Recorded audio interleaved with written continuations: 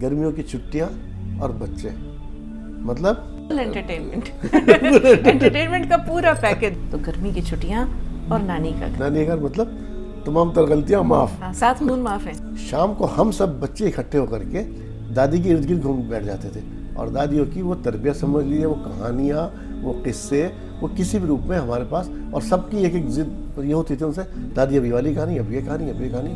तो कहीं ना कहीं वो चीज़ें जहनों में महफूज होती, वो चीज़ें तो नहीं रही, लेकिन कहीं ना कहीं। लेकिन यहीं पर आपकी बात, आपके ही गुफ्तगू से एक सवाल उठ रहा है जहन में कि वो माँ बाप जो ये कहते हैं कि रोज़ाना हमारे बच्चे सुबह सवेरे उठ जाते हैं, गर्मी की छुट्टियों में इनको छोड़ दो देर तक सोने के लिए, क्यों? बच्चे सुबह सवेरे उठने की अगर आदत है स्कूल के लिए, तो क्या तरबियत के लिए वो जल्दी नहीं बेदार हो सकते? देखिए राज़े जिंदगी डॉक्टर शगुफ्ता यास्मीन के साथ हर जुम्मे रात और जुम्मा रात 10 बजे सिर्फ तहजीब टीवी पर।